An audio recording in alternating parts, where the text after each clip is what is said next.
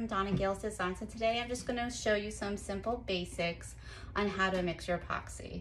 Now, when I first started making tumblers last fall, I learned a lot of mistakes, had a lot of air bubbles, so I just wanted to try and help others who were starting out on how to avoid that.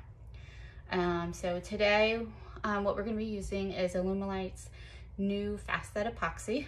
I like to keep mine in these bottles because I can just squeeze them out and get an accurate amount.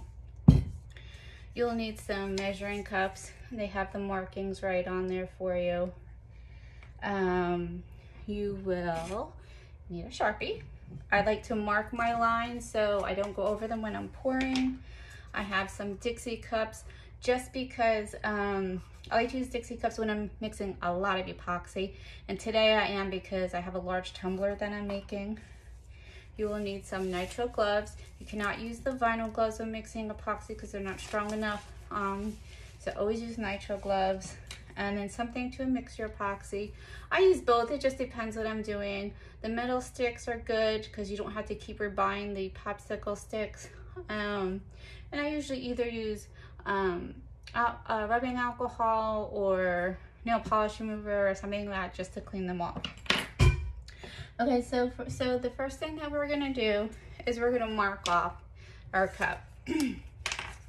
So today I'm gonna be mixing 30 milliliters of epoxy. So we are gonna mark it at the 15 and 30 line, just like that. I'm gonna put on my gloves, safety first.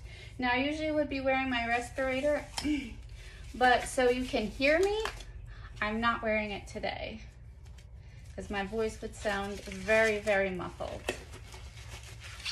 And for the nitrile gloves, I've gotten them off at Amazon before, but I have found that they're cheapest at Harbor Freight. So I'll link both of those links down in the description along with anything else that I'm using today.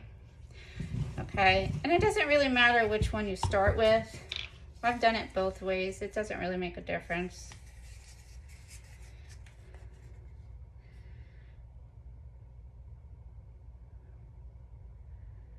And just keep filling until you get to that fill line.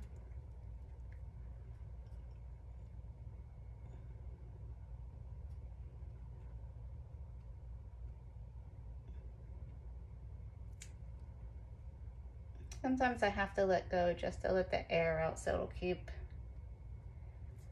Sometimes I'll just smash it on the table a little bit so it can level out. Okay, and you'll see that that's right, oops, right at that fill line. Like you can see now, you can see all of those air bubbles. And when you're applying it to your cup, you definitely do not want any air bubbles. So then I'm just going to pour the next part.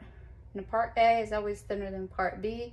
They always have to be measured in equal amounts or they weren't cured properly. And sometimes if you don't have absolute equal amounts, your cup or whatever you're making won't fully cure and it can have a tacky residue.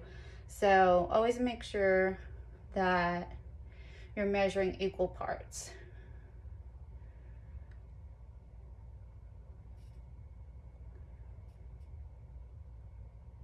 And the reason why I'm just putting this in a Dixie cup is because it's getting totally filled up. Now, if you can see, like you'll see all those air bubbles in there. And that is something we definitely do not want. So I'm just gonna move the camera down some so you can see that I'm just pouring all this epoxy in. And make sure you scrape the bottom and the sides really good until no more epoxy comes out of your cup. Because like I said, it needs to be in equal parts. And epoxy is expensive, so you definitely don't want to waste any epoxy. At least I don't anyway.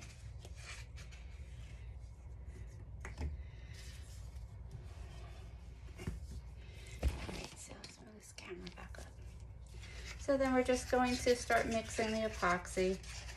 And I usually try to leave my music on. I don't today just because I want you guys to hear me. But I usually keep the music on just because it's usually good after one song, like 3 or 4 minutes. Make sure you're scraping the bottom. Like right now, if you see it's really cloudy, you don't want it that. That means it's not done yet. It should be crystal clear once it's done. The less air bubbles, the better. If you happen to have a couple, it's okay, because you can use your heat gun on top of it. Or once you apply it to your cup or pen or whatever you're making, you can use your heat gun or torch on the cup to pop the air bubbles.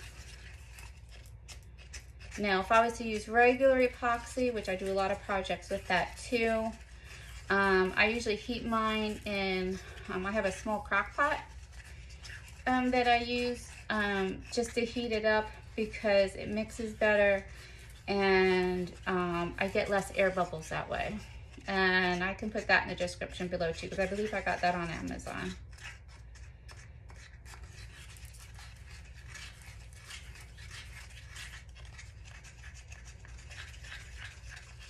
And usually with fast set, once you start feeling it getting a little bit warm, that's when you know it's ready to. That's another sign to look for.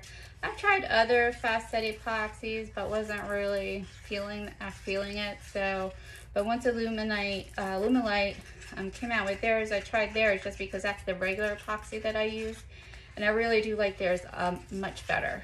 And I can put the link in the description for Lumilite as well.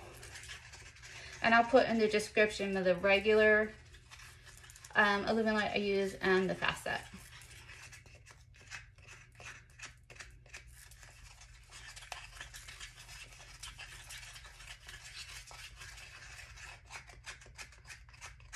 And I believe I got my respirator on Amazon too. So along with the other items I used today, I'll post that in the description as well.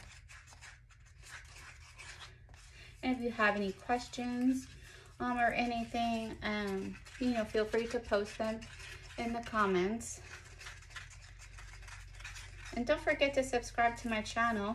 I'd love for you to subscribe.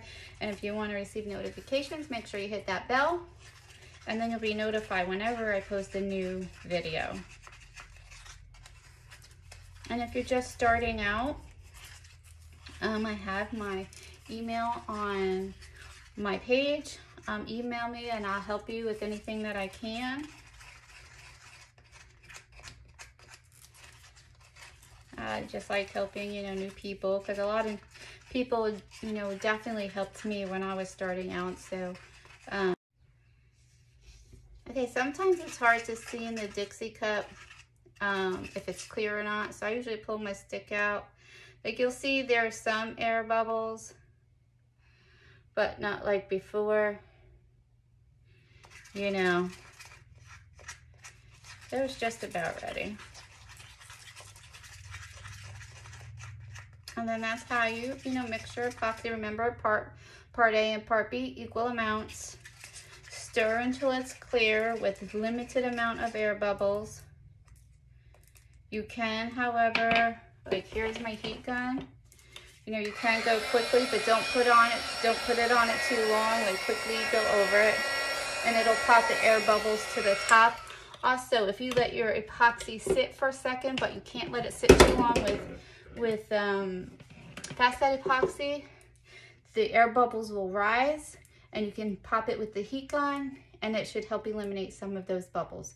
So I hope this video was informative for you. And like I said, if you have any questions, feel free to comment below and I'll respond. Or you can check out my YouTube page, and my email is on there as well. Okay, thanks, and thanks for watching, and have a great day.